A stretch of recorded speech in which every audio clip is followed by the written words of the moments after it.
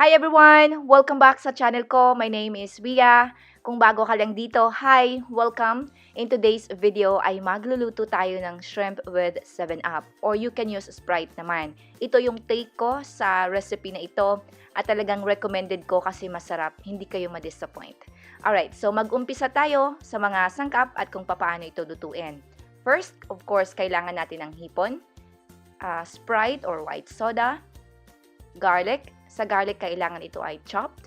Gumamit rin ako ng butter, fish sauce or patis, ground black pepper, at asin. Sa lista ng mga sangkap, kindly check ang description box below.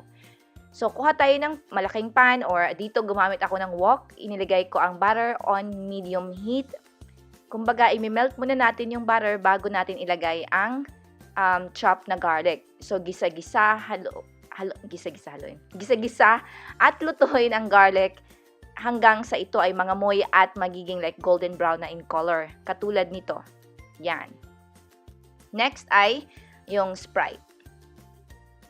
Dito gumamit ako ng 7-Up. But then again, you can use Sprite naman. I added some fish sauce or patis. And then, hinalo ko lang yan.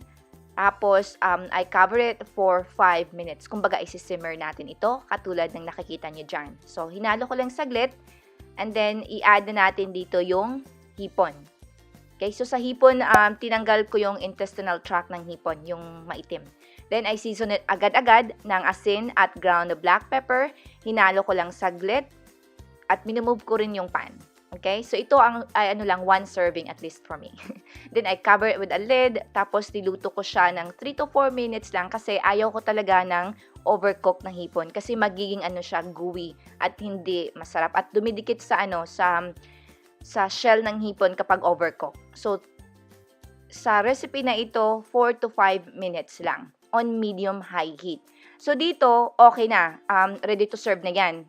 Pero sa akin, gusto ko talaga na reduced yung sauce. So, ang ginawa ko, kinuha ko muna yung hipon kasi luto na. Okay?